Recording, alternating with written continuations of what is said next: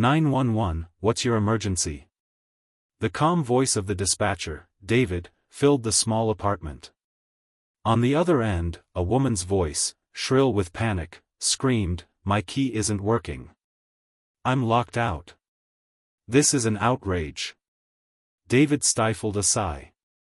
Another trivial complaint. He had been a 911 dispatcher for over 2 years, and the calls ranged from life-threatening emergencies to people who couldn't find their car keys. This, however, was a new level of ridiculousness. "Ma'am, this is 911. Is anyone in danger?" David asked, his tone professional despite the absurdity. "I am in danger of missing my hair appointment," the woman shrieked back.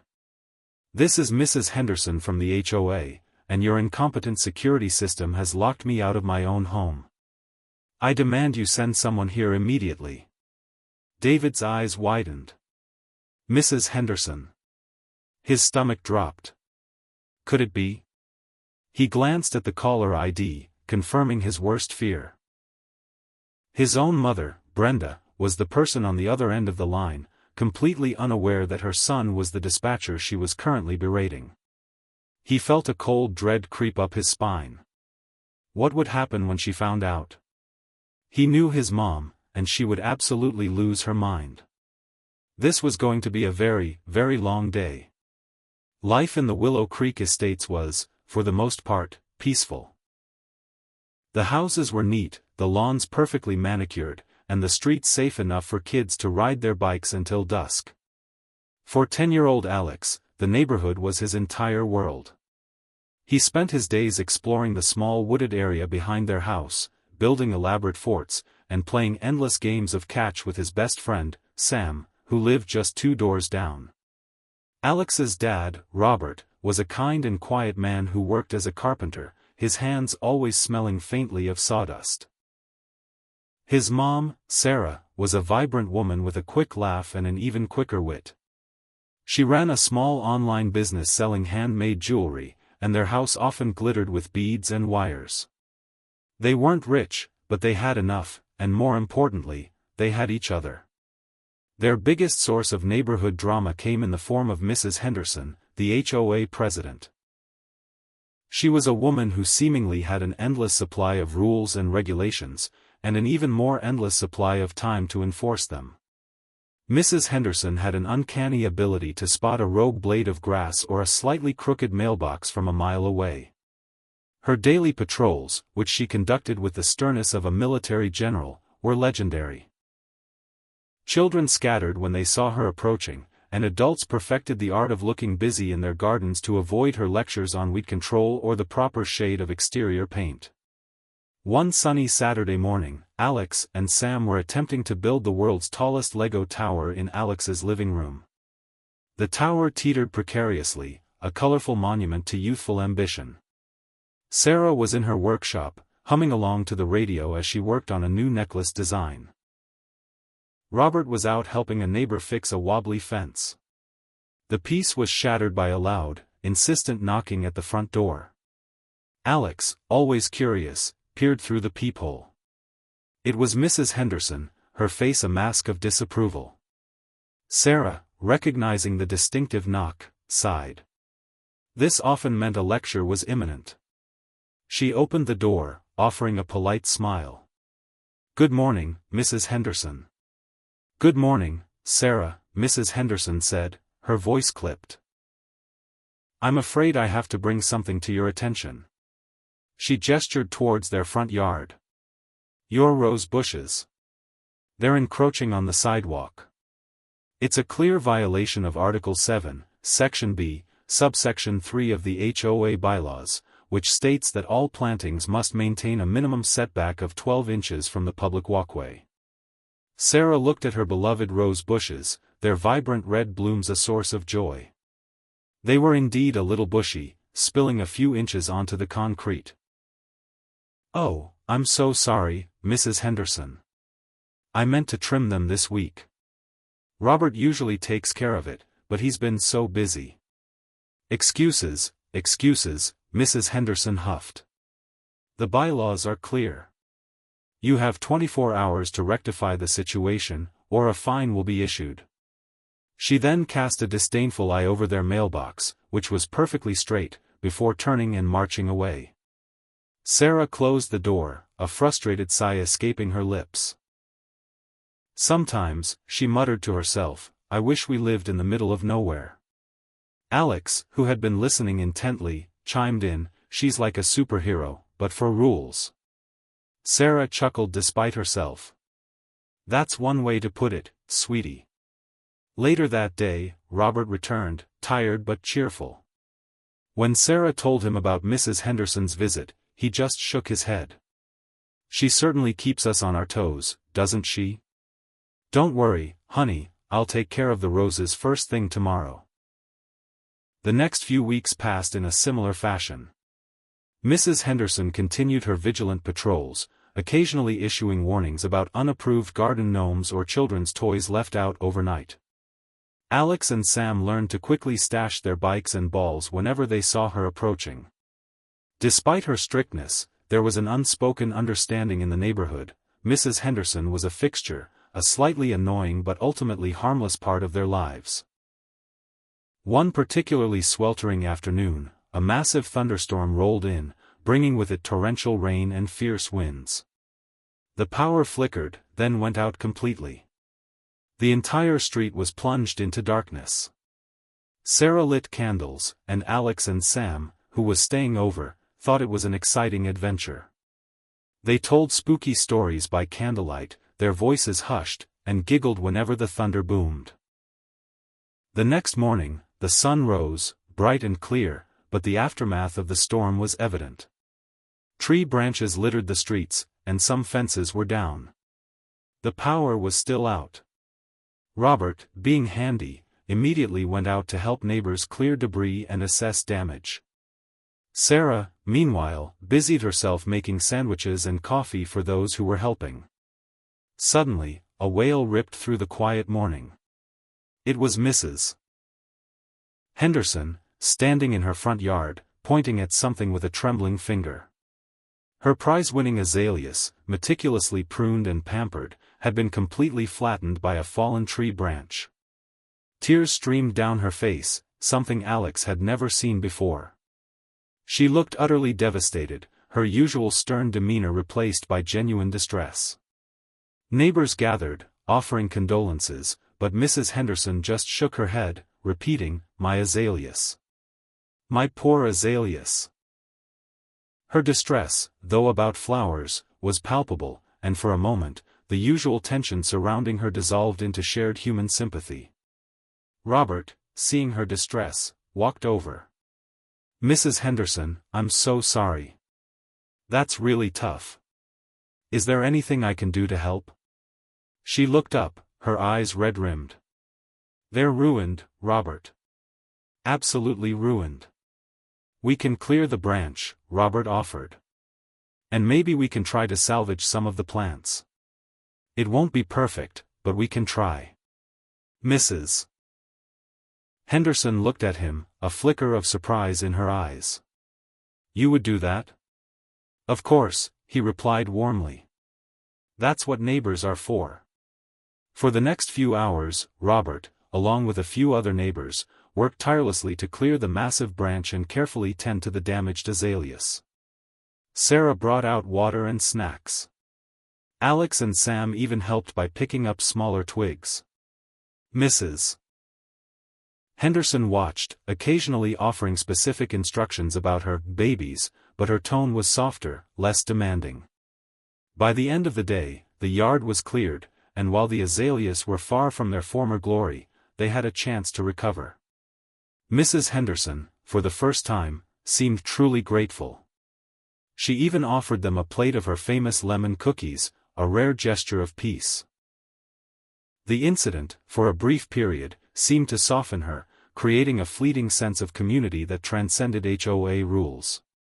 A few months after the storm, a new topic of discussion began to circulate through Willow Creek Estates: a new key fob system for the community gate. The old gate, which had often jammed, was being replaced with a sleek, modern system that required a personalized key fob for entry. The HOA sent out multiple notices, held meetings, and even offered individual appointments to help residents program their new fobs. Mrs. Henderson, of course, was at the forefront of the initiative, touting its improved security and efficiency. This new system will eliminate unauthorized vehicles, she declared at one of the community meetings, and ensure the safety and privacy of all residents. It's a significant upgrade for our community. Most residents, though slightly annoyed by the hassle of getting new fobs, agreed it was a good idea. The process was relatively smooth for everyone. Except, it seemed, for Mrs. Henderson herself. She had always prided herself on being technologically proficient, often lecturing residents on the proper way to set up their smart home devices. Yet, when it came to her own key fob, something always seemed to go wrong. She misplaced it, or it wouldn't scan, or she would forget to charge it. It became a running joke among the younger residents, whispered behind cupped hands. Then came the day of the annual HOA barbecue. The air was filled with the scent of grilling hot dogs and the sound of children's laughter. Neighbors chatted, enjoying the rare opportunity to socialize without the looming presence of a potential rule violation. Alex was in his element, challenging Sam to a fiercely competitive game of frisbee.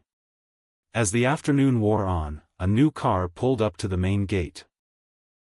It was Mrs. Henderson's friend, Penny, who had driven all the way from out of town to attend the barbecue. Penny waved, expecting the gate to open. It remained stubbornly closed. Mrs. Henderson, who had been standing near the gate, fumbled in her purse for her new key fob. She pressed it against the scanner. Nothing. She tried again, then again, her frustration mounting. "It's not working," she exclaimed, her voice rising in pitch. "This ridiculous contraption." Penny, seeing her friend struggle, leaned out of her car window. "Brenda, what's going on? This infernal gate!" Mrs. Henderson cried. She hit the fob against the scanner repeatedly, as if that would magically make it work. Other cars began to line up behind Penny's, their drivers looking increasingly impatient. Mrs. Henderson, flustered and embarrassed, started pressing random buttons on the keypad next to the scanner, hoping for a miracle. Suddenly, the familiar sound of a siren cut through the air. A police car, lights flashing, pulled up behind the line of cars. The officer, a young man named Officer Miller, stepped out. "Everything all right here, folks?" he asked, his gaze settling on Mrs. Henderson, who looked like she was about to explode. "Officer!" Mrs. Henderson practically shrieked. "This gate is malfunctioning. I've been trying to get my friend in, and it won't work. This is a security breach. This is an absolute disgrace." Officer Miller, clearly accustomed to HOA-related dramas, calmly approached the gate. "Ma'am, have you tried calling the HOA management company?" "I don't have time for that," she retorted, her voice reaching a fever pitch. "I need immediate assistance. This is an emergency. My friend is stuck out here, and my key fob isn't working." Officer Miller sighed almost imperceptibly. He knew this was not a police matter, but Mrs. Henderson was well known for her dramatic flair. He tried to explain the proper procedure, but she was having none of it. She paced back and forth, growing more agitated with each passing moment. The line of cars grew longer, and the barbecue guests started to murmur and stare. Mrs. Henderson, usually so composed and in control, was rapidly losing her composure. She stomped her foot. "This is simply unacceptable. This gate is supposed to be secure. If my key doesn't work, then something is seriously wrong. I demand action." Her face was red, her hair slightly disheveled, and she looked utterly beside herself. Officer Miller, seeing that rational discussion was failing, decided to try a different approach. "Ma'am, if you believe there's a security issue with the gate, the appropriate course of action would be to contact non-emergency dispatch, or the HOA management. For a true emergency, you would dial 911. Mrs. Henderson's eyes suddenly lit up, a dangerous glint in them. 911, you say? She whipped out her phone, her fingers flying across the keypad. Yes. That's precisely what I'll do. This is an emergency. She put the phone to her ear, a triumphant smirk on her face, completely oblivious to the fact that she was about to call her own son, David, the dispatcher, whose calm voice would soon ask, 911, what's your emergency? The unspoken connection, the shocking revelation, hung in the air, a secret only to be uncovered. David sat stunned in his dispatcher's chair, the phone still pressed to his ear. His mother, Brenda Henderson, was indeed on the line, ranting about a malfunctioning gate and an uncooperative key fob. He could hear the escalating drama in her voice, the indignant tone he knew so well from countless childhood lectures about chores and homework. He swallowed hard, trying to maintain his professional demeanor. Ma'am, he repeated, his voice even, can you confirm your address for me? I am Mrs. Brenda Henderson of Willow Creek Estates, she practically yelled into the phone. And this is an emergency. My guest, Penny, is stranded at the gate because this new system is completely useless. I need someone here now to open this gate. David's mind raced. He knew the Willow Creek Estates well, it was where he had grown up, where his parents still lived. He pictured the main gate, the one his father had often complained about for its frequent jams before the new system was installed. He also knew his mother's dramatic tendencies. This was far from a 911 emergency. Yet, she was insistent. Mrs. Henderson, David tried again, choosing his words carefully, I understand your frustration. However, a malfunctioning gate, while inconvenient, does not typically constitute a 911 emergency. Have you tried contacting the HOA management directly? They are responsible for the gate's operation. I told the officer already, I don't have time for that. She retorted, her voice reaching an even higher pitch. My friend has traveled a long way, and we are missing the annual barbecue. This is an outrage. And who is this anyway? What's your name, young man? I want to report you for insubordination. A cold sweat broke out on David's forehead. His name. If he gave his name, she would surely recognize it. And then, the explosion. He could almost hear the furious lecture about how he should be helping his own mother, not questioning her. He glanced at the clock. His shift was almost over, but this call felt like it would stretch into eternity. He cleared his throat. Ma'am, my name is Dispatcher Davis. I assure you I am following proper protocol. He hoped Davis sounded just different enough from David to go unnoticed in her agitated state. Well, Dispatcher Davis, you are being most unhelpful, she declared. I pay my HOA fees. I expect service. Send a technician. Send someone who can actually do something. David sighed internally. He knew there was nothing he could dispatch for this. He couldn't send an ambulance for a stuck gate, nor could he send fire services. The police were already there, trying to de-escalate the situation. He tried to think of a polite way to end the call, to defer her back to the HOA management, without completely infuriating her. Mrs. Henderson, I will log your complaint. However, for immediate assistance with the gate, your best course of action is still to contact the HOA management during their business hours. They have technicians available for these types of issues. This is immediate assistance, she shrieked. This is now. Are you refusing to help me, Dispatcher Davis? He could hear the faint sounds of other people in the background, a murmur of voices, and even a distant laugh. She was clearly putting on a show for the neighbors. He knew that laugh. It was probably Officer Miller, trying to hide his amusement. David pinched the bridge of his nose. Ma'am, I am not refusing to help you. I am informing you of the correct procedure for this type of issue. 911 is for life-threatening emergencies. Is there anyone injured? Is there a fire? Is there a crime in progress? The crime is that my key fob isn't working, she snapped. And the emergency is that my friend is sitting out there in the heat. This is precisely why we need a better HOA board. This is unacceptable. She continued to rant, listing all the perceived injustices she had suffered at the hands of the HOA, the faulty sprinklers, the inadequate landscaping, the audacity of a rogue sprinkler head daring to spray her prize-winning petunias. David listened patiently, occasionally interjecting with a calm, "Yes, ma'am," or "I understand." He knew it was futile to argue with her when she was in this state. He just needed her to exhaust herself. Finally, after what felt like an eternity, Mrs. Henderson's voice began to falter, her outrage slowly deflating into exasperated sighs. "Fine," she huffed. "If you are truly incapable of assisting, then I suppose I will have to take matters into my own hands. This is utterly ridiculous. Good day, Dispatcher Davis." The line clicked, and David slowly lowered the receiver.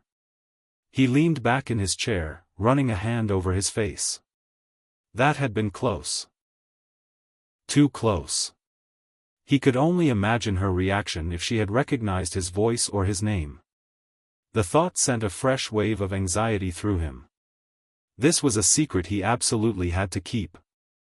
Life had always been a delicate balance in the Henderson household, a constant negotiation between Brenda's meticulous standards and the more relaxed approach of her husband, Walter. Walter was a gentle giant, a retired history teacher who loved nothing more than tending his small vegetable garden and reading historical novels in his favorite armchair. He was the calm to Brenda's storm, the quiet patience to her bustling energy. He often chuckled good-naturedly at her HOA crusades, sometimes even joining in her complaints with a knowing wink, but he rarely let her intensity ruffle his own feathers. Their son, David, had inherited a bit of both their temperaments. His father's quiet strength and his mother's underlying determination, though usually expressed in a much calmer way.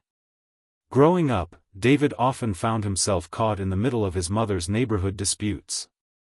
He remembered the time she organized a petition against the Johnsons next door for having too many gnomes in their garden, claiming they were a visual blight on the community. David, then a shy 8-year-old, felt a pang of sympathy for old Mr. Johnson, who had painstakingly painted each gnome himself. Or the time she lectured the teenagers down the street for skateboarding on the sidewalks, citing a specific HOA rule about recreational activities disturbing the peace. David secretly admired the teenagers' daring tricks, even as he pretended to agree with his mother. Despite her sometimes overbearing nature, Brenda was fiercely devoted to her family. She made sure David had the best of everything, from school supplies to tutoring sessions, always pushing him to excel.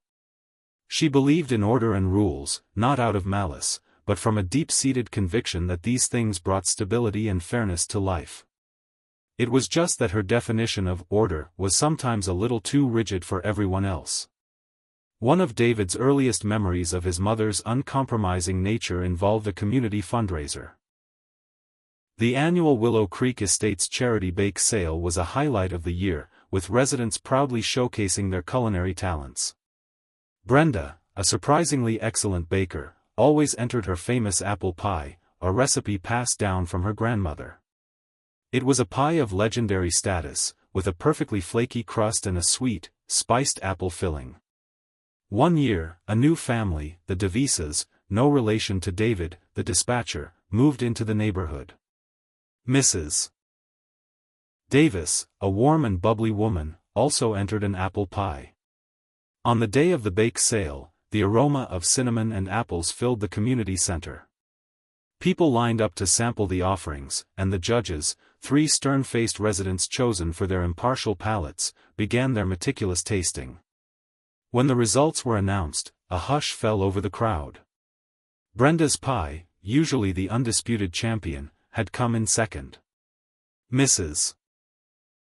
Davis's pie, a simpler, rustic-looking creation, had won first place. Brenda's jaw dropped. Her face flushed a deep red. Second place, she spluttered. That's impossible. My pie has won for the past 5 years. There must be a mistake.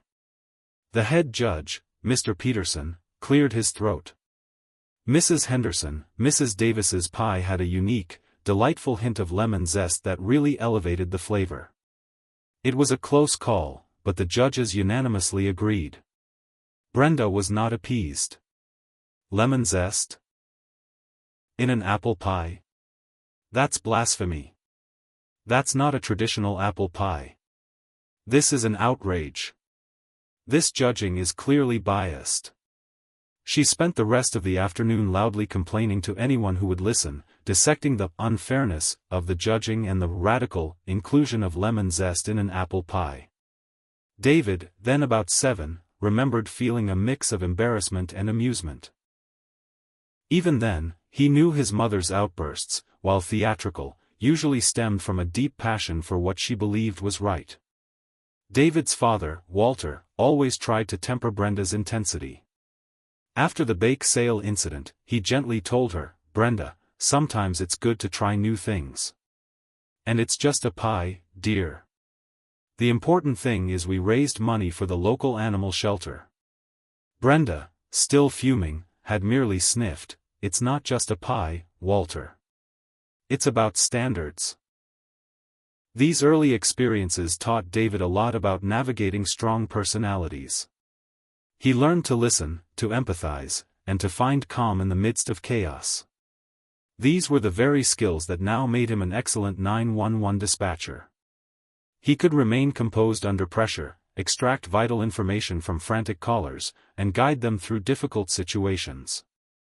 He saw the humanity in every call, even the ridiculous ones. He understood that sometimes, what sounded trivial was a person's biggest crisis at that moment, even if that crisis was a stuck gate and an important barbecue. Years later, when David announced he wanted to become a 911 dispatcher, Brenda was initially dismayed.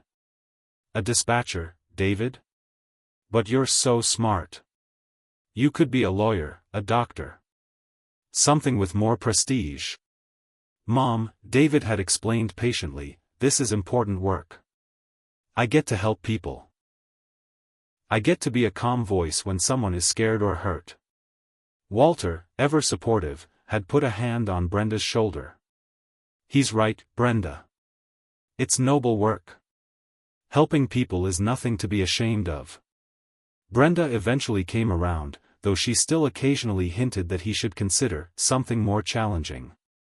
She was proud of him, in her own way, but she never truly understood the nature of his job, the raw human drama he encountered every day. The afternoon of the HOA barbecue, after Mrs. Henderson's dramatic 911 call, things at the main gate eventually resolved themselves. Officer Miller, after patiently waiting for Mrs. Henderson to exhaust her tirade, calmly pointed out the small, often overlooked intercom button next to the key fob scanner. "Ma'am," he said, his voice even, "there's an intercom here. You can speak directly to the guard station, and they can open the gate for you." Brenda blinked, looking at the button as if she had never seen it before. She pressed it, and a moment later, a voice crackled through. "Yes, Mrs. Henderson?" "Open the gate," she commanded, her voice still a little hoarse from her earlier shouting match with David, though she didn't know it. "Right away, Mrs. Henderson," the guard replied. With a soft hum, the gate slowly swung open. Penny, her friend, drove through, offering a bewildered smile. Mrs. Henderson, regaining some of her composure, straightened her dress and, with a final haughty glance at Officer Miller, marched off towards the barbecue, Penny trailing behind her. The cars in line slowly began to move, and the incident, for them, was over. For David, however, the incident was far from over. He kept replaying the call in his head. The near miss of his identity being revealed. The absurdity of his mother calling 911 for a gate. He chuckled darkly. He knew she would never admit she was wrong. She would probably blame the system, the HOA, perhaps even the wind, for her key fob woes. He also knew that this incident would not be the last time his mother's dramatic tendencies intersected with his professional life. He just hoped their paths wouldn't cross quite so directly again. The next day, David decided to pay his parents a visit, something he did regularly. He walked into the familiar scent of his mother's freshly baked cookies. Brenda was bustling around the kitchen, her usual energetic self. Walter was in the living room, absorbed in a book. "David, darling. What a lovely surprise!" Brenda exclaimed, giving him a quick hug. "I was just making your favorite chocolate chip cookies." "Thanks, Mom," he said, grabbing one warm from the cooling rack. "So, how was the barbecue yesterday?" Brenda's eyes narrowed slightly. "Oh, don't even get me started. That new gate system is an absolute nightmare. My key fob wouldn't work, and poor Penny was stuck out there for ages. And the 911 dispatcher. Absolutely useless. Some young man named Davis, who clearly had no idea what he was doing, tried to tell me it wasn't an emergency. Can you believe the audacity?" David took a large bite of his cookie, trying to hide the twitch in his lip. "Oh really? That bad, huh?" he mumbled, his voice muffled by crumbs. "Terrible," she declared. "I told Walter, it's just incompetence, that's what it is. I told that dispatcher, this is Brenda Henderson, and I demand action." She puffed out her chest slightly, reliving the moment. "Honestly, if I didn't know better, I'd say he sounded almost familiar. But no, couldn't be. Just another unhelpful civil servant." She shook her head, still indignant. David just nodded, forcing a neutral expression. He knew he was playing a dangerous game, but the thought of revealing the truth and facing her inevitable explosion was far worse. He just had to keep this secret buried deep. A few weeks later, the topic of the gate system resurfaced, but this time with a new, unsettling twist. The HOA announced a mandatory community-wide meeting to address recent security concerns related to the gate. Flyers were distributed, ominous in their wording, hinting at unauthorized access and potential breaches. Residents began to whisper, wondering what had happened. Had someone managed to sneak in? Was there a thief in their midst? Mrs. Henderson, naturally, was at the forefront of the speculation, her usual complaints about the gate transforming into dire warnings about the neighborhood's vulnerability. She stopped by Sarah's house, her voice hushed with a dramatic urgency. "Sarah, you won't believe what I heard. Apparently, there have been some suspicious vehicles seen entering the community late at night. The new gate system isn't as secure as they claimed." Sarah, ever the pragmatist, tried to calm her. "Are you sure, Mrs. Henderson? Maybe it's just a rumor." "A rumor? Nonsense." Brenda insisted. "I have it on good authority. And it all stems from that malfunctioning gate incident at the barbecue. If my key didn't work, whose did? Something is clearly amiss." She gave a knowing nod, implying a vast conspiracy. The evening of the meeting, the community hall was packed. The air was thick with anticipation and a touch of fear. Mr. Harrison, the head of the HOA Security Committee, stood at the podium, a grave expression on his face. He began to speak, detailing a series of unusual events, a few instances where the gate logs showed discrepancies, a couple of reports from residents about unfamiliar cars on the streets after dark, and then, the unsettling news. "Last night," he announced, his voice dropping, "the home of Mr. and Mrs. Thompson on Elm Street was burglarized." A collective gasp rippled through the room. The Thompsons were an elderly couple, well-liked by everyone. The thought of them being targeted sent a shiver down everyone's spine. The perpetrators, Mr. Harrison continued, gained entry through the main gate. "We are still investigating how, but it appears they may have bypassed the key fob system." Mrs. Henderson, sitting in the front row, nodded sagely, as if she had predicted this all along. "I knew it," she whispered loudly to Walter. I knew that gate was a problem. The room erupted into a cacophony of worried chatter. The comfortable, safe bubble of Willow Creek Estates had been pierced. A sense of unease, a cold fear, settled over the community. The simple problem of a stuck gate had escalated into a terrifying reality: their homes were no longer secure. And David, miles away at the dispatch center, had no idea how deeply his mother's emergency call was now entwined with this chilling new development. The news of the Thompsons' burglary spread like wildfire through Willow Creek Estates, shattering the quiet illusion of security. For days, the usual neighborhood chatter revolved not around Mrs. Henderson's latest HOA decree or who had the best-kept lawn, but around hushed whispers of alarm systems, deadbolts, and the chilling thought of an intruder lurking in the shadows. Alex, usually carefree and boisterous, found himself glancing nervously out the window at dusk. Even Sam, his fearless best friend, seemed a little more subdued during their games. Their parents, like all the adults in the community, were visibly unsettled. Robert double-checked the locks on their doors and windows every night, and Sarah, who usually slept soundly, found herself waking at every creak and groan of the old house. The fear reached a fever pitch when, just 2 nights after the Thompsons' ordeal, another house on Spruce Lane was hit. This time, it was the Millers, a family with 2 young children. Though no one was physically harmed, the psychological toll was immense. The community, once a bastion of suburban tranquility, now felt vulnerable. Residents started organizing neighborhood watch groups, installing brighter outdoor lights, and sharing tips on home security.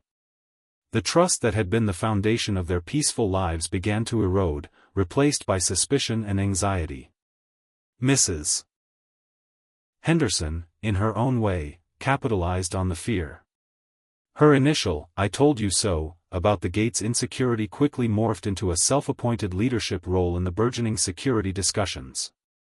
She held impromptu meetings on her front lawn, distributing flyers about emergency preparedness and lecturing anyone who would listen on the critical need for heightened vigilance. She even began carrying a small, shrill whistle, which she claimed was for alerting the authorities, though most suspected it was more for dramatic effect. Her usual nitpicking about garden gnomes seemed to vanish, replaced by an almost obsessive focus on every shadow and unfamiliar car. Back at the dispatch center, David was trying his best to shake off the lingering unease from his mother's call. He still couldn't believe she had dialed 911 for a gate, and the thought of her discovering his identity kept him on edge. He had confided in his colleague, Lisa, a seasoned dispatcher with a dry wit and an uncanny ability to stay calm under pressure. She had just laughed. "Your mom called 911 because her key fob didn't work?" "Oh, David, that's classic Brenda Henderson. You gotta love her." "I don't know if 'love' is the word I'd use right now," David muttered, rubbing his temples. "What if she finds out?" Lisa shrugged. "She won't. You kept your cool, you gave a generic name. Besides, she's probably moved on to her next crusade by now. She always does." David hoped Lisa was right, but a knot of anxiety remained in his stomach. He was good at his job, excellent even, but the idea of his professional and personal lives colliding in such a spectacularly awkward way was deeply unsettling. He valued his privacy, and the thought of his mother broadcasting his role in her emergency to all of Willow Creek Estates filled him with dread. He also cared deeply about his parents, even his sometimes overbearing mother. He knew her strictness often came from a place of wanting things to be right, to be perfect. She was passionate, even if her passion sometimes manifested as relentless criticism. The next few weeks at work were a blur of typical calls. Fender benders, lost pets, the occasional domestic dispute. But then, the nature of the calls from Willow Creek Estates began to shift. Instead of minor complaints, they were increasingly reports of suspicious activity. Unfamiliar car parked on the street for too long, someone walking their dog at an unusual hour, a light flickering in a vacant house. Each call, while not a direct emergency, added to the growing sense of anxiety in the community, and in David. One evening, a frantic call came in from Willow Creek Estates. It was a resident reporting a prowler. "I saw a figure, tall and shadowy, trying to open my back door," the caller gasped, clearly terrified. David, his heart pounding, calmly gathered details, dispatched a patrol car, and stayed on the line, providing reassurance and instructions. The police arrived quickly, but the prowler had vanished. Nothing was stolen, but the fear intensified. David felt a growing sense of responsibility. He grew up in that neighborhood. He knew the families, the streets. This wasn't just another set of coordinates on a map, these were his people. Amidst the growing fear, something unexpected happened. Walter, David's father, stepped up in a quiet, unassuming way. He wasn't one for grand speeches or public displays, but he possessed a deep well of empathy and a practical mind. He started going door to door, not with complaints, but with offers of help. He showed elderly neighbors how to reinforce their windows, helped single parents install better outdoor lighting, and even organized a schedule for residents to check on each other's homes when they were away. He didn't lecture, he simply listened, offered gentle advice, and then quietly got to work. "We need to look out for each other," Walter told Sarah one afternoon, as he helped her prune their overgrown hedges, a task he'd usually reserve for weekends. "The police can only do so much. It's up to us to make sure everyone feels safe." Even Mrs. Henderson, surprisingly, seemed to appreciate Walter's efforts. She still had her moments, but she grudgingly admitted, "Walter's right. We need to be more organized. Though I still think we need stricter gate protocols." Walter's calm, steady presence became a quiet anchor in the anxious community. He started a community WhatsApp group, not for complaints, but for sharing genuinely helpful security alerts and encouraging words. He shared stories about how their grandparents' generation looked out for each other, and reminded everyone that true safety came not just from locks and alarms, but from connection and mutual support. His gentle wisdom seemed to slowly, almost imperceptibly, chip away at the collective fear, replacing it with a sense of quiet determination. This wave of kindness and mutual support even affected Alex. He watched his dad, Robert, tirelessly helping neighbors, mending fences, and offering a steady hand wherever it was needed. He saw his mom, Sarah, organizing meals for the Thompson family and offering comfort to nervous parents. He learned that being a good neighbor meant more than just living next door, it meant caring, helping, and protecting. He and Sam started their own junior neighborhood watch, diligently picking up stray trash and reporting anything that seemed out of place to their parents. They weren't solving burglaries, but they were learning the importance of community and responsibility. One afternoon, as David was leaving work, his phone rang. It was his father, Walter. "David, I wanted to ask you something," Walter began, his voice a little hesitant. "You're a dispatcher, you deal with all sorts of emergencies. The police are doing their best, but they're stretched thin. Do you have any advice for the community, any general security tips that might help us feel a little safer?" David felt a surge of pride. His father, seeking his professional advice. "Sure, Dad," he said, listing off practical tips. "Always lock your doors and windows, even if you're just stepping out for a minute. Get good motion sensor lights. If you see something, say something, even if it seems small, call non-emergency dispatch. And look out for your neighbors, especially the elderly." He paused, then added, "Most importantly, Dad, trust your gut. If something feels off, it probably is." "That's good advice, son," Walter said, a warmth in his voice. "We're trying our best out here. It's just, everyone's on edge. Brenda, especially. She's convinced the gate is the root of all evil. She keeps saying if her key fob had worked that day, none of this would be happening." David's breath hitched. "She's still going on about that?" he asked, trying to sound casual. "Oh, you know your mother," Walter chuckled. She's decided that day was a sign. The universe telling her the gate was flawed. He then lowered his voice slightly. She was even talking about contacting the city council about that useless dispatcher.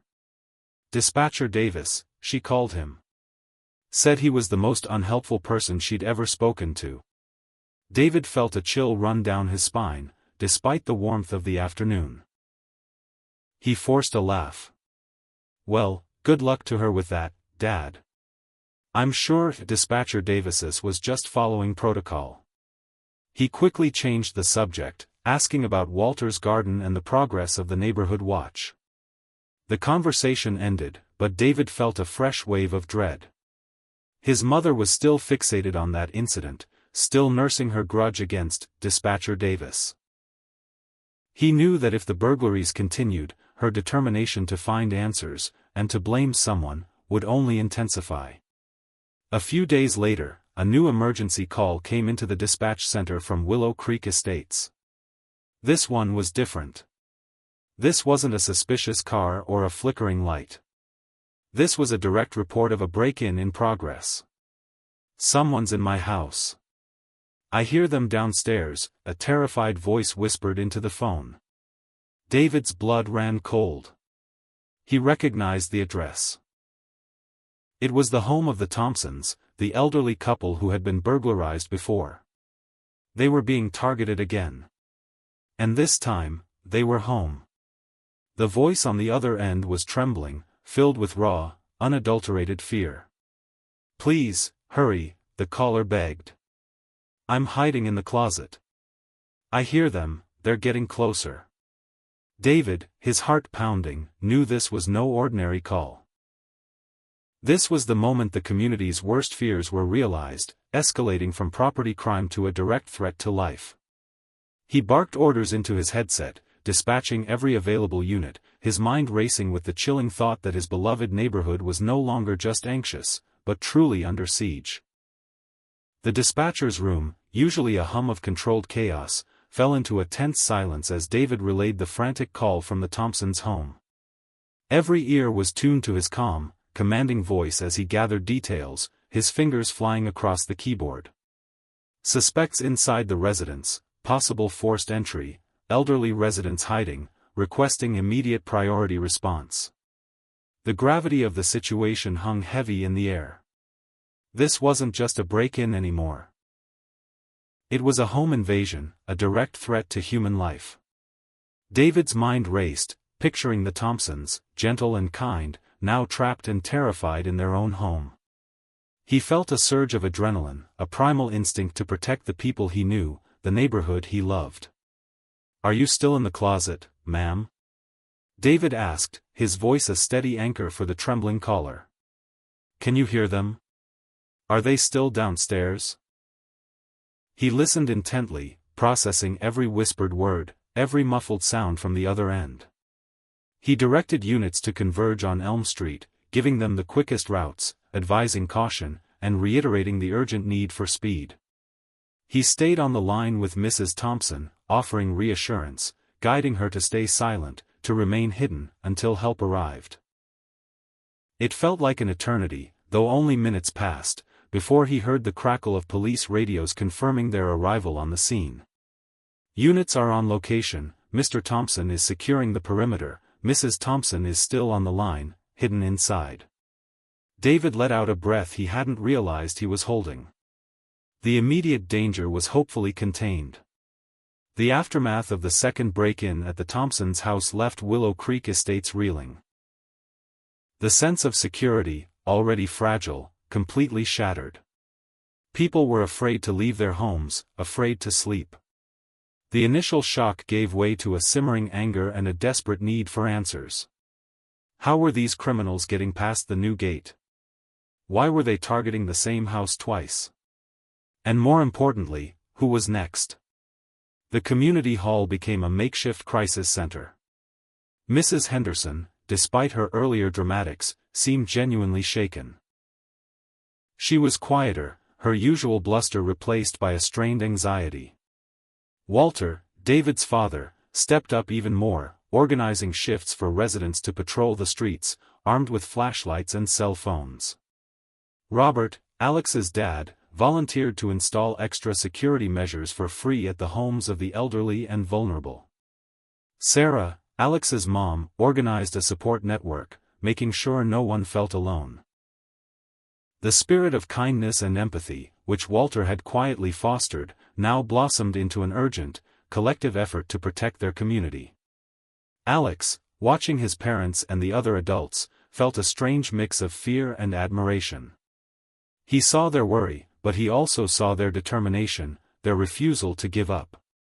He and Sam, though too young to patrol, found their own ways to help. They created neighborhood watch drawings, coloring pictures of helpful heroes and strong homes, and delivering them to neighbors to boost morale. They even helped Mrs. Henderson carry her groceries, a small act that brought a rare, genuine smile to her face. Back at the dispatch center, the calls from Willow Creek Estates continued, but their nature had changed again. They were no longer just reports of suspicious activity. They were often calls from residents seeking reassurance, asking for advice, or just wanting to talk to a calm voice. David found himself spending more time on these calls, offering words of comfort, listening patiently, and providing practical tips. He felt a deep connection to these callers, knowing they were his neighbors, his parents' friends. He even recognized some of the names. The irony wasn't lost on him. His mother, Brenda, had called him useless, yet here he was, doing exactly what he had set out to do, being a calm, helpful voice in times of crisis. One day, Walter called David again. "Son," he said, his voice weary, "they caught them. The police just announced it. They caught the burglars." David felt a wave of relief wash over him. "That's incredible, Dad." "How?" "It was a combined effort," Walter explained, a hint of pride in his voice. "The police had been working tirelessly, but our community watch efforts helped too.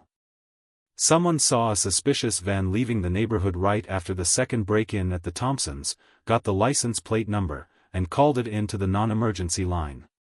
That tip, combined with security camera footage from a few other houses, led the police right to them. Turns out, it was a small group from outside the city, targeting affluent neighborhoods with new security systems, hoping to exploit any weaknesses."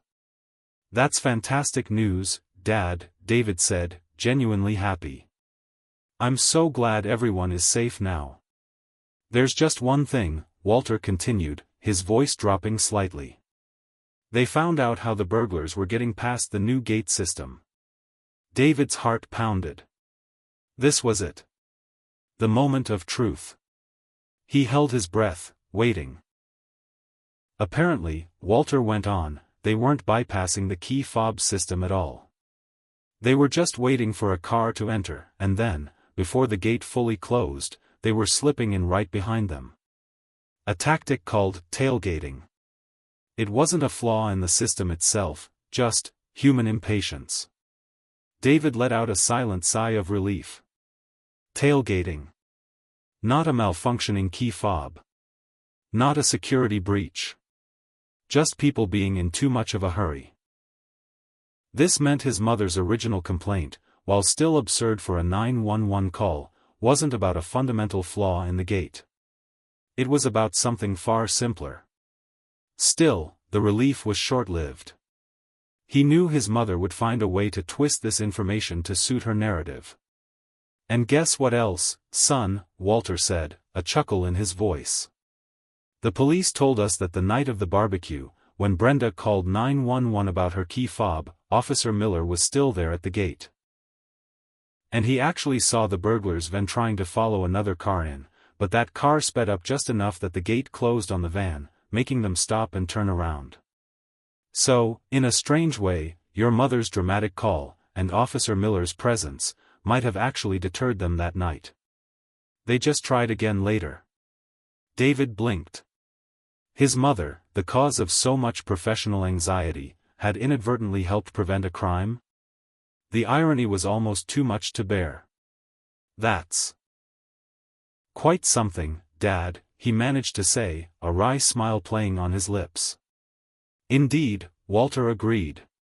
"The police even said that if she hadn't made such a fuss, Officer Miller might have left sooner, and then those guys might have gotten in that very day. Funny how things work out, isn't it? A bit of chaos, and then a strange kind of good comes from it." David spent the rest of his shift processing this bizarre twist of fate.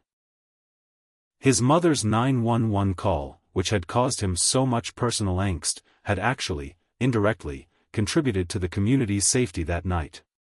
It was a bizarre, unexpected connection. He knew, however, that he could never tell her this. It would only feed into her self-importance, and worse, she might somehow connect the dots back to him. The secret of Dispatcher Davis had to remain safe.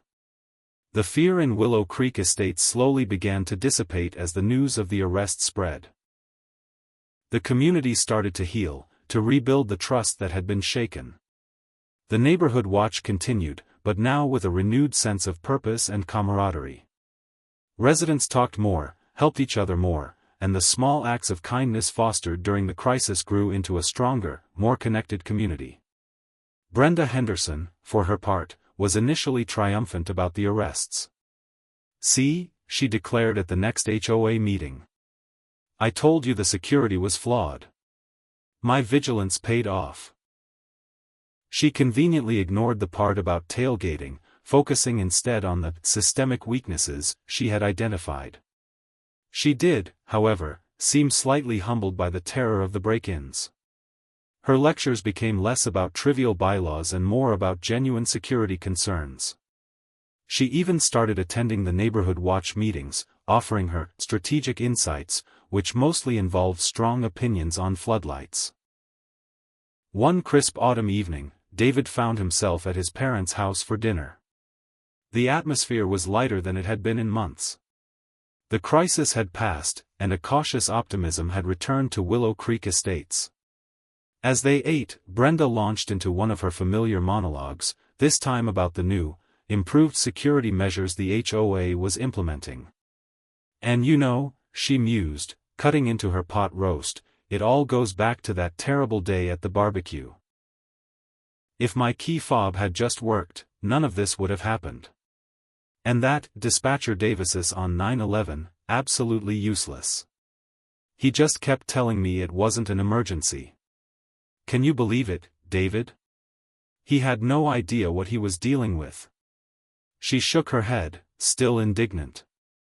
David looked at his mother, then at his father, Walter, who gave him a subtle, knowing wink.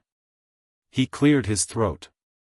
"Well, Mom," he began, choosing his words carefully, maybe he was just following protocol.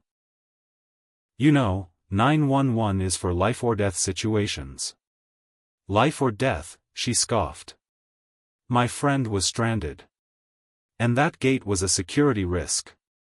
It was practically a life-or-death situation for the reputation of our community." David couldn't help but smile. His mother, forever dramatic. He knew the truth, the incredible irony of the situation, but he held his tongue. The secret of Dispatcher Davis remained safe, nestled away, a private joke only he and his father shared. He wondered if the day would ever come when he could tell her, when she would finally connect the dots and realize that the useless dispatcher was her own son, and that her absurdity had, in a strange twist of fate, inadvertently played a role in saving her community. But for now, that day was still far off, leaving the audience to wonder what revelations lay ahead. The initial relief from the burglar's arrest slowly gave way to a fresh wave of community concern. While the immediate threat was gone, the underlying question of how to truly secure Willow Creek Estates lingered. The tailgating issue, while simple to understand, was surprisingly difficult to police. Residents, eager to get home, still occasionally zipped through the gate right behind another car, creating easy opportunities for unwanted guests. The HOA board held more meetings, brainstorming solutions, but every suggestion seemed to come with its own set of problems. Speed bumps were too jarring, more guards were too expensive, and complex new technologies were often met with resistance, especially from Mrs. Henderson, who had become even more wary of anything high-tech since her key fob incident. Mrs. Henderson, in a surprising turn, started advocating for something simpler, a return to human vigilance. "We don't need fancy gadgets," she declared at one meeting, "we need eyes. We need to know who belongs here and who doesn't. This is a community, not a fortress." Her dramatic flair hadn't entirely vanished, but her focus had shifted from rules for the sake of rules to genuine concern for the neighborhood's well-being. She even began organizing friendly greetings at the gate during peak hours, where residents would take turns briefly chatting with everyone entering, a subtle way to spot unfamiliar faces. Most people found it a bit intrusive, but few dared to argue with Mrs. Henderson when she was in full community safety mode. Alex and Sam, watching the adults grapple with the problem, decided to take their junior neighborhood watch more seriously. They created a secret handshake and a special watch log where they recorded anything unusual, a strange car, a person they didn't recognize, or even a dog barking at an odd hour. They would then report their findings to their parents, who, while sometimes amused, always took their concerns seriously. This gave the boys a sense of purpose and importance, making them feel like they were genuinely contributing to their community's safety. David, at the dispatch center, continued his work, the memory of his mother's call still a faint, humorous echo in his mind. The calls from Willow Creek Estates had quieted down, returning to their usual mix of minor issues. He was glad for the lull, grateful that his professional and personal lives seemed to have found their separate paths once more. He occasionally shared the absurd story of his mother calling 911 about her key fob with a new colleague, omitting, of course, the fact that the caller was his mother. It was a good icebreaker, always eliciting laughs. One slow afternoon, David was reviewing old call logs, a routine task to identify trends and areas for improvement. He often found these records tedious, but today, something caught his eye. A series of calls from Willow Creek Estates, made around the time of the first break-in at the Thompsons. They weren't 911 calls, but rather non-emergency reports. He noticed a pattern: multiple residents, over several days, had reported a dark-colored van, sometimes parked oddly, sometimes driving slowly through the streets. Most dismissed them as minor, but David's training kicked in. He cross-referenced the dates and times with the police reports of the burglaries. The van, reported by several different residents, seemed to be present in the neighborhood in the days leading up to each incident. He paused, a cold realization dawning on him. These were the very reports that, combined with the one license plate number, had led to the arrest of the burglars. He saw the names of the callers, a few he recognized, and then, a series of reports from B. Henderson. His mother. Brenda. She had called the non-emergency line repeatedly, detailing her observations of the suspicious van. Not just the one time, but several times, over several days. David felt a strange mix of emotions. Embarrassment, yes, for her earlier 911 drama. But also, a grudging respect. His mother, for all her theatrics, had been genuinely vigilant. While she was complaining loudly about the gate, she had also been quietly observing, meticulously taking notes, and reporting her findings. Her vigilance, which often manifested as overbearing rule enforcement, had in this instance, been genuinely helpful. She had been right about something feeling off. The realization added another layer to the complex, unspoken dynamic between them. She was, in her own unique way, a protector of her community. He called his father that evening. "Dad, I was looking at some old non-emergency call logs today," David said, trying to sound casual. "And I noticed Mom made a few reports about a suspicious van around the time of the burglaries." Walter chuckled. "Oh, yes. Your mother was convinced that van was up to no good. She was constantly peering out the window. She even had a notebook where she wrote down the times she saw it." "She did?" David asked, genuinely surprised. "Absolutely," Walter confirmed. She said she just had a bad feeling about it. She even tried to get the HOA to put up a sign saying, "No loitering, suspicious vehicles reported," but they wouldn't go for it.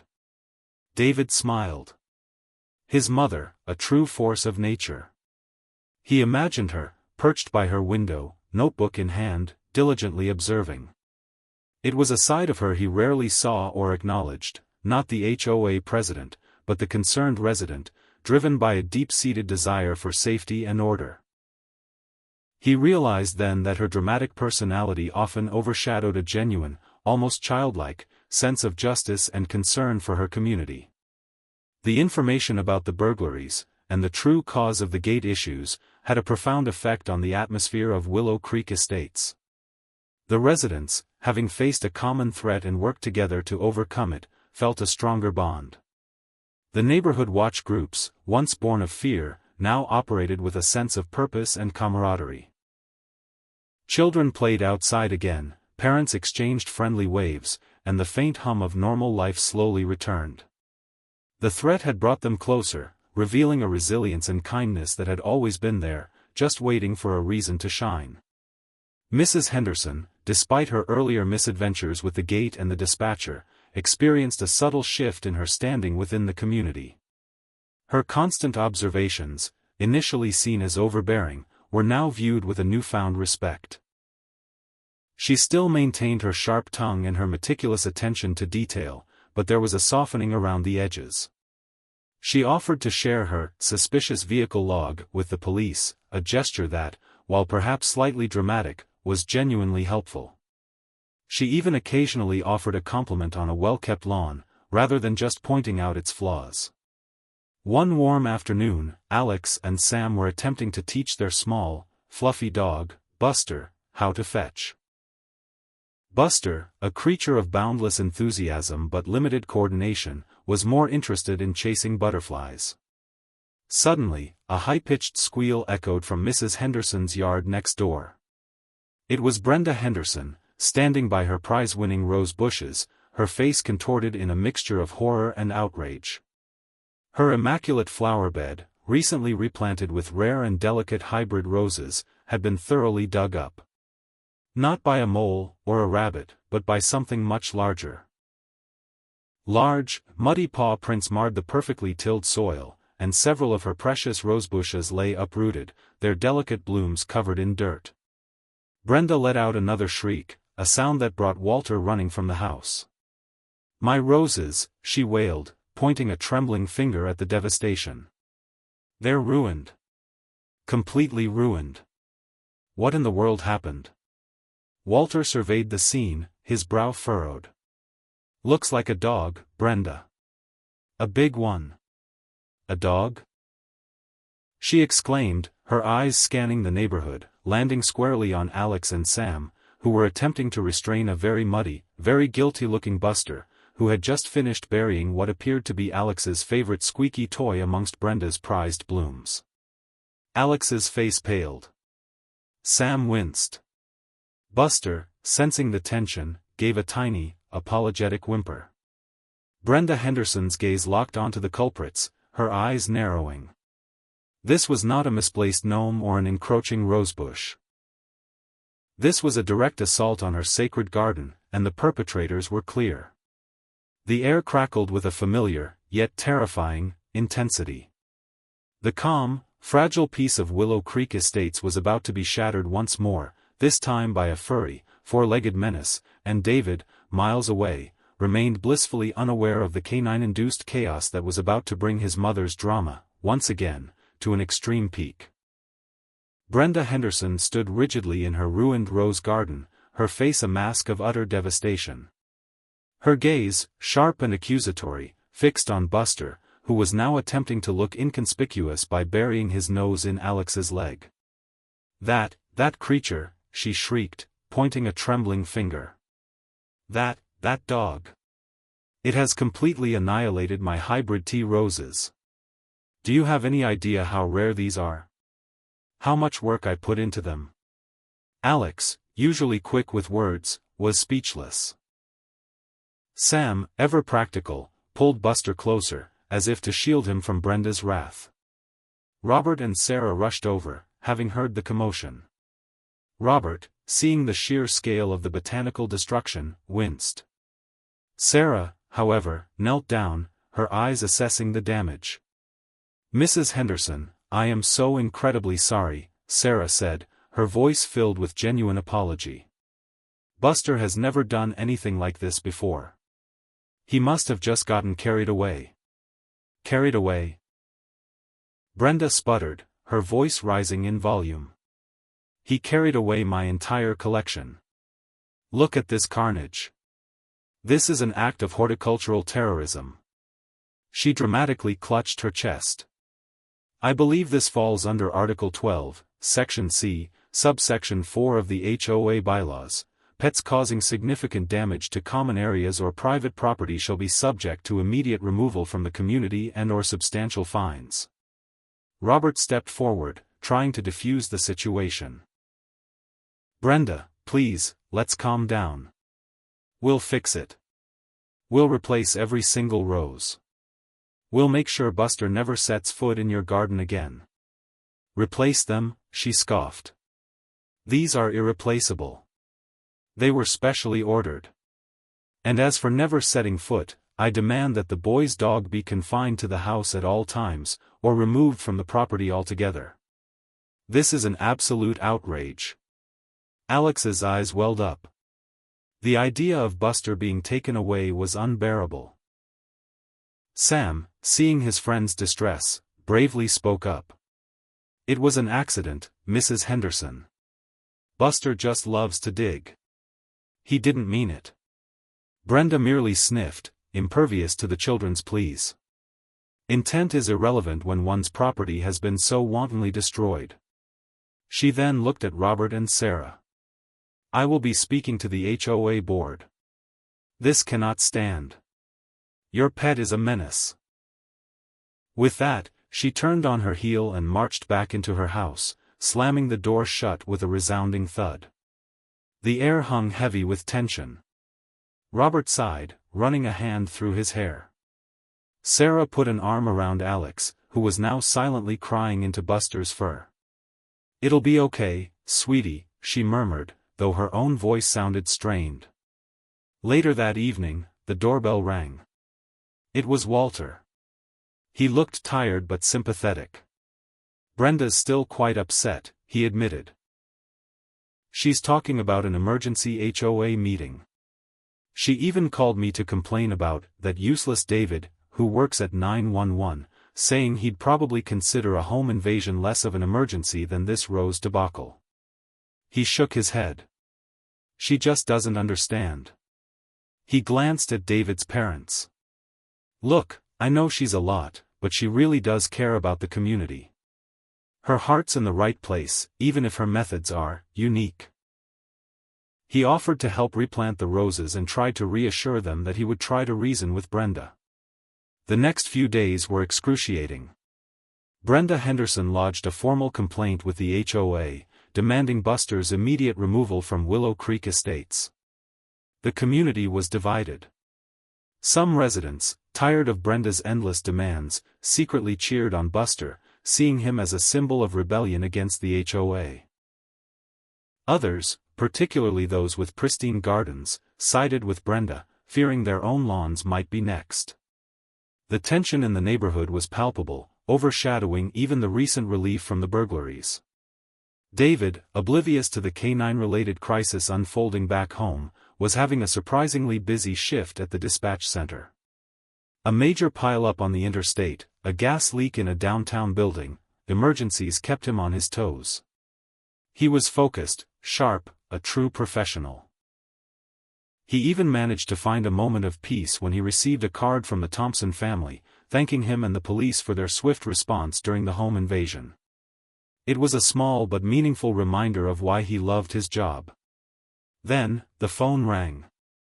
The caller ID flashed, Brenda Henderson. David froze. His mother. Again. He felt a familiar knot tighten in his stomach. What now? Had she finally discovered his secret? Or was this about a new, even more outrageous HOA violation?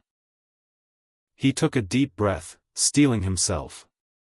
911, what's your emergency? He said, his voice calm and professional, betraying none of the internal turmoil. On the other end, Brenda's voice, usually a torrent of indignation, was oddly muted. Dispatcher Davis, she began, a hint of something unfamiliar in her tone. I think I have an emergency. A real one this time. David's heart pounded.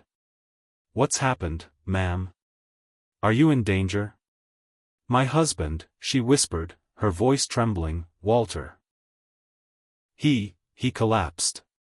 He was in the garden, trying to help with the roses, and he just fell. He's not moving. Her voice cracked, a raw, desperate sound David had rarely heard from his usually indomitable mother. The sheer terror and vulnerability in her voice sent a jolt through him. This wasn't a misplaced key fob. This was real. This was his father. David's professional training kicked in instantly, overriding his personal shock. Ma'am, stay calm. Is he breathing? Can you check for a pulse? His voice was steady, but his mind raced.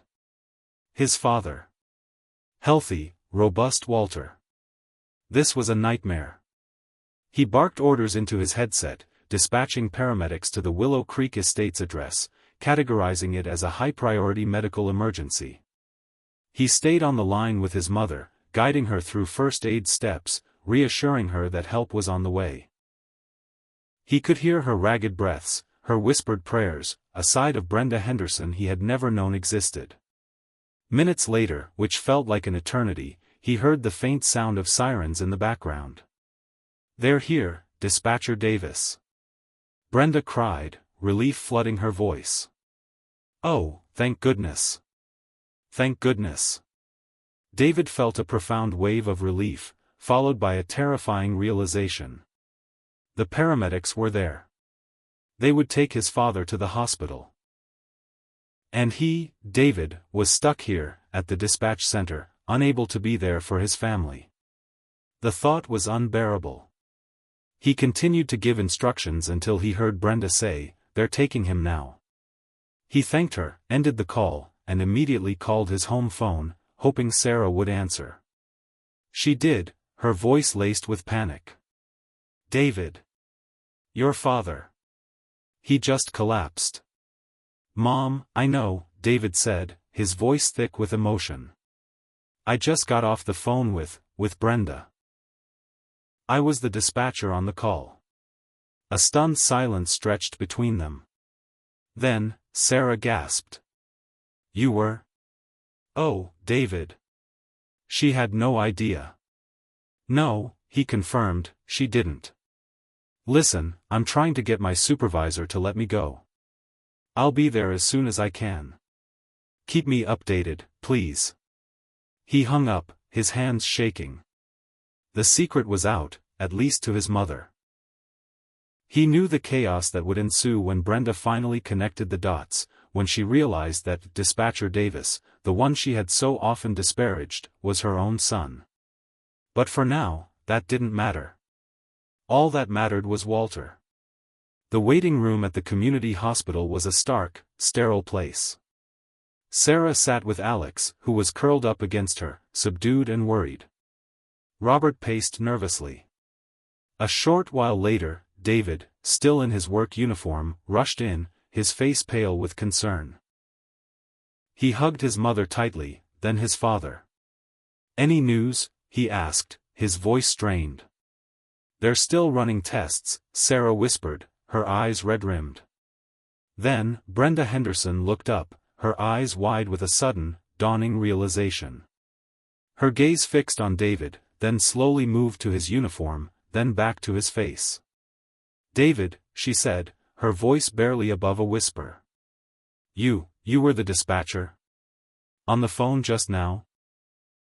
David braced himself, but there was no anger in her voice, only a profound shock. He nodded slowly. "Yes, Mom.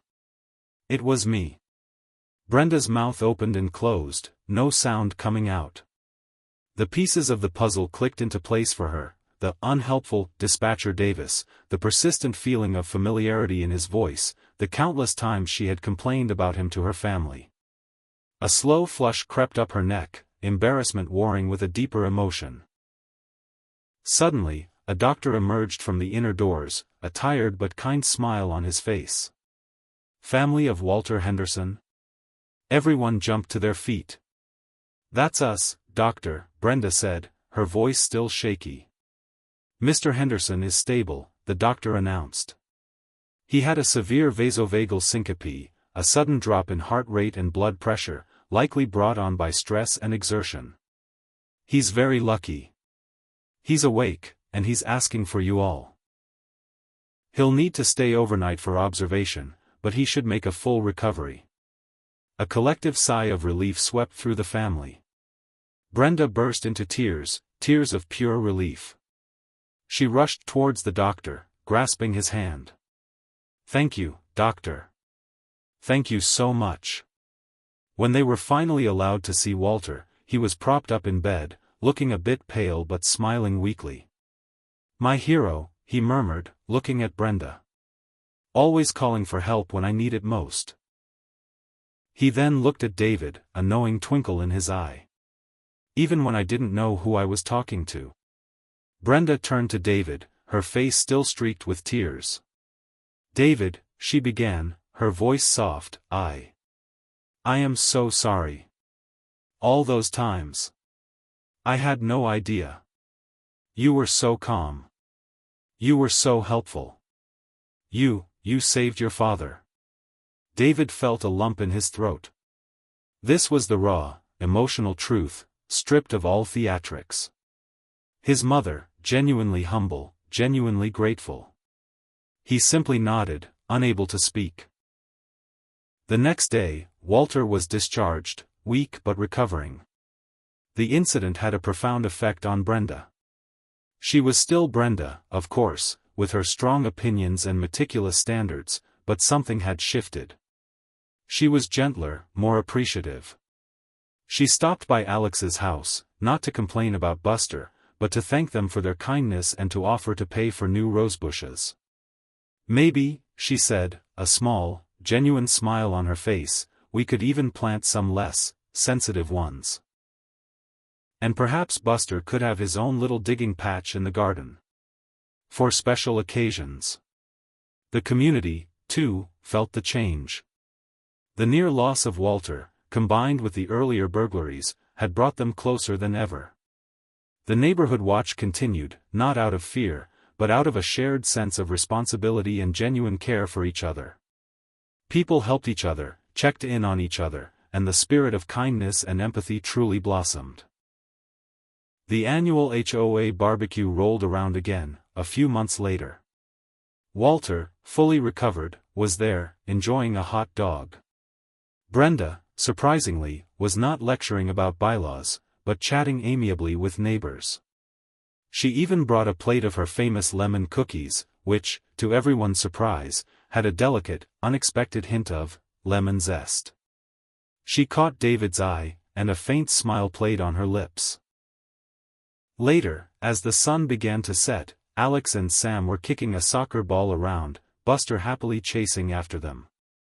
David stood with his parents, watching the scene. "You know," Brenda said softly, looking at David, "I often wondered about that dispatcher Davis. All those times I called 911, or the non-emergency line, about suspicious vans, or that gate, he was always so calm, so professional. Never got flustered, even when I was difficult." She paused, a thoughtful expression on her face. "He was a good dispatcher, David. A very good one. And I'm incredibly proud that he's my son." David felt a warmth spread through him. It was a rare, open acknowledgement from his mother, a moment of profound understanding. The useless dispatcher, the subject of so much dramatic complaint, was now her source of pride. The irony was sweet, full of unexpected kindness and empathy.